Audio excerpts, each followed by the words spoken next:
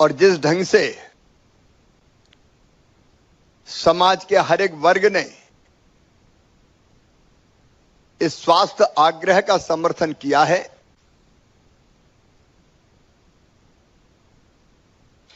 मैं सचमुच में विश्वास से भर गया हूं। संकट के समय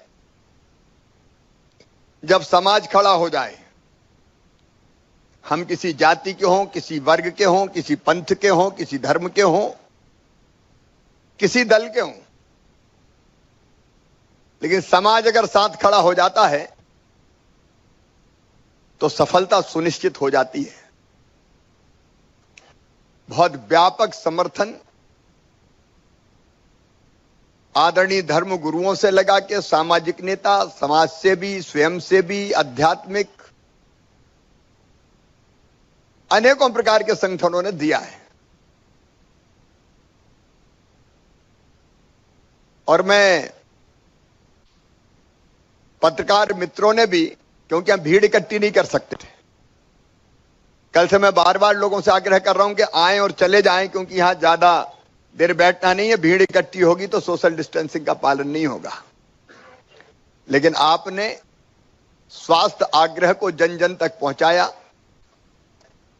और जन चेतना जागृत की, इसलिए मैं आपका भी आभारी हूं। देश में, दुनिया में और मध्य प्रदेश में भी कोरोना संक्रमण की दूसरी लहर बहुत तेजी से बढ़ रही है। मध्य प्रदेश में लगभग 4000 पॉजिटिव केस आए हैं। महाराष्ट्र और छत्तीसगढ़ की स्थिति बहुत विस्फोटक बनी हुई है।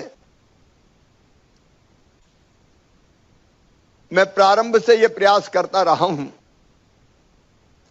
कि लॉकडाउन अंतिम उपाय है। इसके पहले के सारे उपाय हमको आजमाने की कोशिश करना चाहिए, लेकिन जहां जहां यह आवश्यक हो जाएगा संक्रमण रोकने के लिए, वहां लॉकडाउन के विकल्प पर भी परिस्थितियां देख के जाने का फैसला किया जाएगा। प्रधानमंत्री जी ने 4T की बात कही, ट्रेसिंग, टेस्टिंग, ट्रीटमेंट और टीकाकरण। उसमें मैं एक T और जोड़ रहा हूं, और वो है टेंडेंसी, हमारी प्रवृत्तियां। मेरा आज भी विश्वास है कि अगर हम कोविड एप्रोप्रिएट बिहेवियर को अपना लें, मतलब मास्क लगाए बिना ना निकलें, परिवार को ना निकलने दें, सुरक्षित दूरी बनाकर रखें, सैनिटाइजर या साबुन से हाथ साफ करें,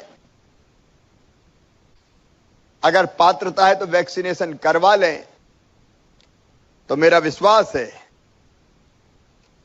कि हम इससे बच सकते हैं। इसलिए मेरी सुरक्षा मेरा मास्क, यह अभियान हमने प्रारंभ किया। मैं तो अब MP का मतलब बताता हूं। MP हमारा मध्य प्रदेश, लेकिन अब MP का अर्थ है मास्क पहनो। इस समय यह प्रासंगिक होगा कि मास्क पहनो। मास्क यानी मेरा सुरक्षा कवच, और इसलिए मास्क पहनना जन आंदोलन बने। उसके लिए सड़कों पर भी मैं उतरा, हमारे साथी उतरे, जनता को प्रेरित करने के भरपूर प्रयास किए, और ये जो स्वास्थ्य आग्रह है, ये कार्यक्रम भी किया। कल मैंने बताया था कि दांडी मार्च, दांडी यात्रा कल समाप्त हुई थी, तब हमने स्वास्थ्य आग्रह प्रारंभ किया। हमने एक और उपाय किया है कि अकेला प्रशासन नहीं, समाज लड़े प्रशासन के साथ मिलकर इस बीमारी से। और इसलिए हमने वॉलंटियर्स की भर्ती के लिए आह्वान किया था। मुझे बताते हुए खुशी, अब तक 34,000 से ज्यादा लोगों ने वॉलंटियर के रूप में अपने आप को रजिस्टर करवाया है। यह संख्या और बढ़ेगी, यह मेरा विश्वास है। ये वैक्सीनेशन स्वयं, ये 4 इनकी श्रेणियां हैं। एक वैक्सीनेशन स्वयंसेवक, ये वैक्सीनेशन के काम में सहयोग करेंगे। एक चिकित्सा सुविधा स्वयंसेवक, ये चिकित्सा सुविधाओं की जानकारी देंगे, परिवहन में सहयोग करेंगे। मास्क जागरूकता स्वयंसेवक, ये मास्क वितरण, मास्क के लिए रोको टोको अभियान में लगेंगे। मोहल्ला टोली संगठन स्वयंसेवक, ये होम क्वारंटाइन में मददगार होंगे, संस्थागत क्वारंटाइन में मदद करेंगे, अपनी गली अपने मोहल्ले की जवाबदारी भी लेंगे। मित्रों, जन अभियान परिषद के नेतृत्व में जिला कलेक्टर्स इन वॉलंटियर्स को जिले में एक टीम के रूप में संगठित करेंगे, प्रशिक्षित करेंगे और कोरोना के खिलाफ लड़ाई में आम जनता के सहयोग के लिए इनको मैदान में उतारेंगे। मुझे पूरा विश्वास है कि कोरोना की लड़ाई में इन वॉलंटियर्स का जो सहयोग मिलेगा वो बहुत उपयोगी होगा। कल से मैं समाज के अलग अलग वर्गों से लगातार बात कर रहा हूं। सबने इस बात का समर्थन किया है कि मास्क नहीं तो बात नहीं, मास्क नहीं तो सामान नहीं। कुछ ने तो कल सुझाव में यह कहा कि मास्क नहीं तो साथ नहीं। ये मास्क का अभियान लगातार गति पकड़ता जा रहा है और मेरा विश्वास है कि जनता जब इसे अपना लेगी तो यह अपना उद्देश्य पूरा करने में सफल होगा। कल मैंने मध्य प्रदेश के 52 जिलों से ही चर्चा की। अलग अलग धर्मगुरु पूरे प्रदेश में सभी जिलों में आज बैठे थे, उनसे भी चर्चा हुई और जनता की तरफ से कई सुझाव आए। ये सुझाव जो अलग अलग आए हैं, मैं संक्षेप में उनके बारे में बता के फिर उन पर जो निर्णय हम कर रहे हैं उसकी जानकारी दूंगा। उनमें से एक आपके लिए, लोगों ने कहा कि टीवी, सोशल मीडिया और समाचार पत्रों में कोरोना से बचाव हेतु सकारात्मक खबरें भी प्रसारित होनी चाहिए ताकि नकारात्मकता नहीं, कोरोना से लड़ाई में सकारात्मकता भी बढ़े। कोरोना संक्रमण से जूझने वाले योद्धाओं की कहानियों को प्रसारित किया जाना चाहिए। कोरोना स्वयंसेवकों को ऑटो जनरेटेड परिचय पत्र देना चाहिए। जनता को जागरूक किया जाना चाहिए। ग्रामीण अंचलों में मोबाइल वैन द्वारा कोरोना से बचाव हेतु प्रचार प्रसार किया जाना चाहिए। आरटीपीसीआर की रिपोर्ट 24 घंटे में मिल जाना चाहिए। मास्क नहीं तो सामान नहीं का स्लोगन दुकानों पर लगाया जाना चाहिए। साप्ताहिक हाट बाजार को भी अस्थायी रूप से बंद करने पर विचार करना चाहिए। हर एक जिले में कोविड मित्र डेस्क की स्थापना होनी चाहिए। निजी चिकित्सालयों में कोविड के रैपिड एंटीजन टेस्ट और आरटीपीसीआर की अनुमति प्रदान की जानी चाहिए। अलग अलग तरह से लोगों को यमराज, चित्रगुप्त जैसे पौराणिक जो चरित्र है उनके माध्यम से भी समझाने की कोशिश होनी चाहिए। कोरोना पॉजिटिव लेकिन जिनमें सिम्टम नहीं है या बहुत कम सिम्टम लक्षण है, उनके घर पर उपचार का प्रोटोकॉल जारी किया जाना चाहिए। प्राइवेट अस्पतालों में जांच और इलाज के लिए रेट लिस्टें लगनी चाहिए। क्षेत्रीय भाषा में भी कोरोना के संक्रमण को रोकने की जागरूकता का प्रचार प्रसार करना चाहिए। अनेकों सुझाव लोगों ने दिए हैं, मैं सब सुझाव को आपके सामने नहीं रख रहा, लेकिन उन सुझाव के आधार पर आज कुछ फैसले हम लोग कर रहे हैं। एक तो कोविड के पेशेंट लगातार बढ़ते जा रहे हैं, अस्पतालों में बिस्तर की कमी ना हो पाए, ये एक बड़ी चुनौती है।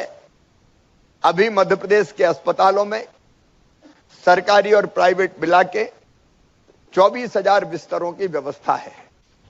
कल तक 11,500 मरीज अस्पताल में भर्ती थे, ये संख्या रोज बढ़ेगी, इसलिए 24,000 बिस्तरों से बढ़ा के ये संख्या 36,000 बिस्तरों की जाएगी।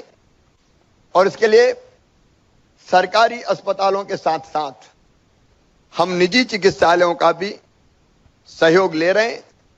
हर वो निजी चिकित्सालय जो कोविड का उपचार कर सकता है वो कुछ बेड आरक्षित करें।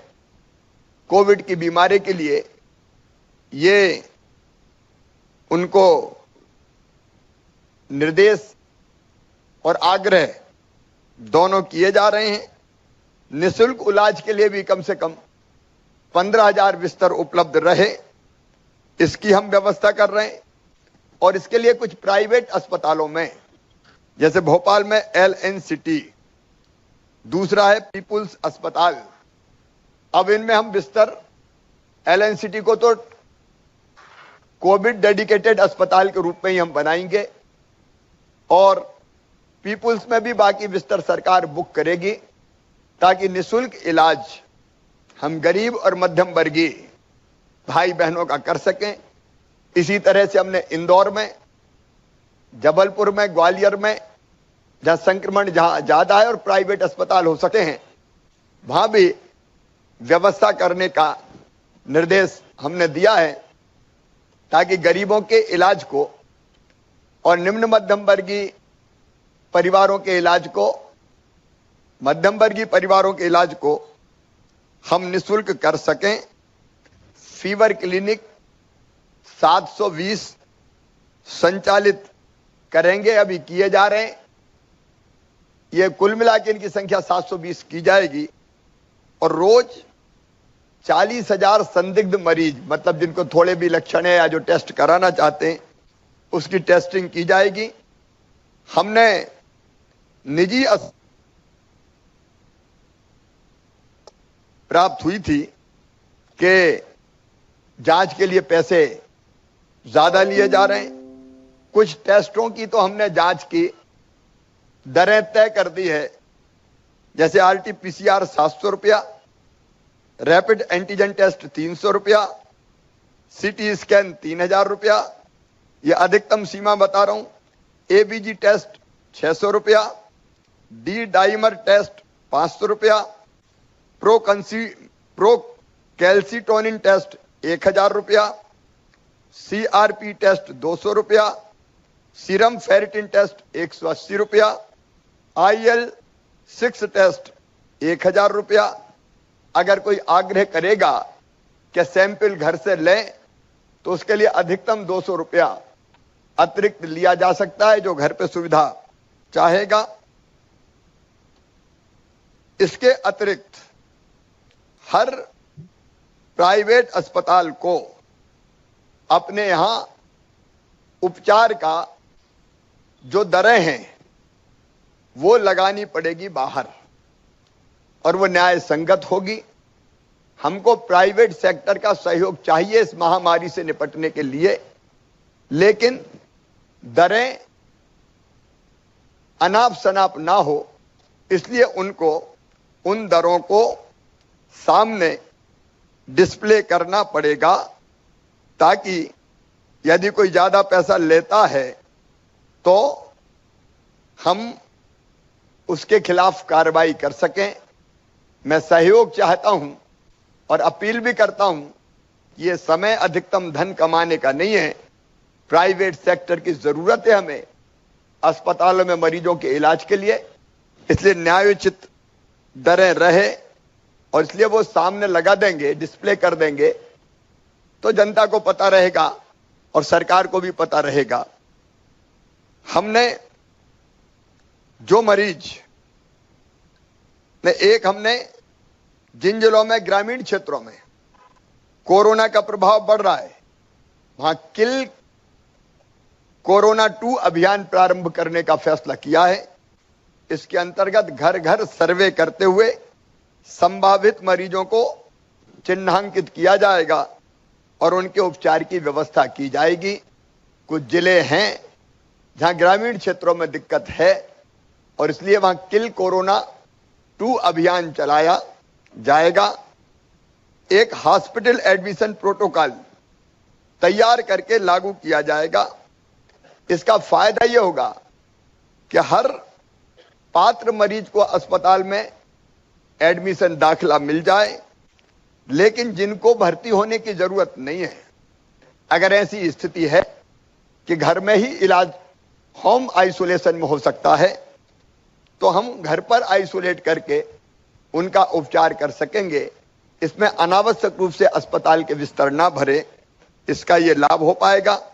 जो मरीज होम आइसोलेट होंगे उनकी प्रतिदिन 2 बार वीडियो कॉलिंग के जरिए मॉनिटरिंग की जाएगी और आकस्मिक निरीक्षण करके इसका सत्यापन भी किया जाएगा कि वो कहीं घर से बाहर तो नहीं जा रहे।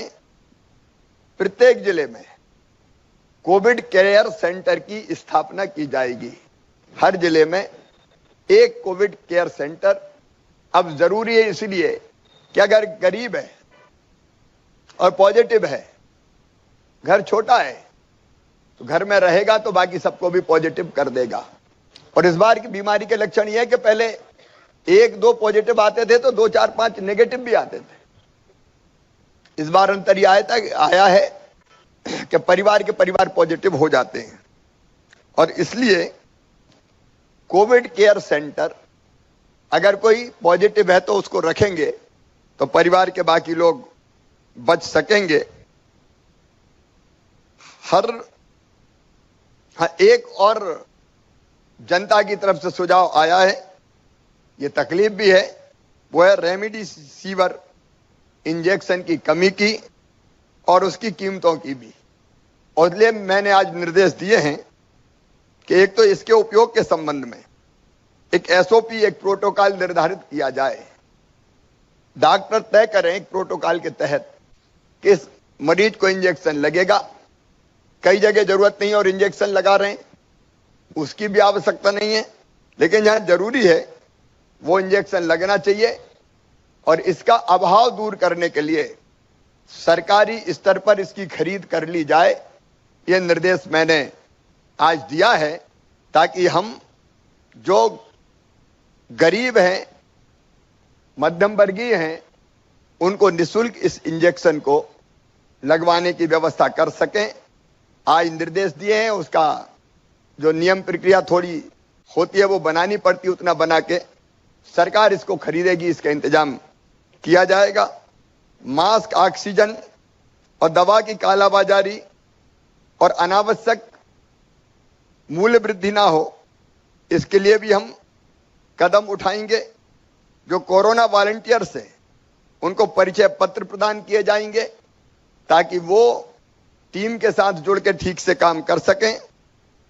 सरकारी और निजी अस्पतालों में बिस्तर की उपलब्धता की रियल टाइम जानकारी आम जनता को हो, ताकि ये पता चल सके कि किस अस्पताल में बिस्तर खाली है। इसकी व्यवस्था भी हम बनाने जा रहे हैं।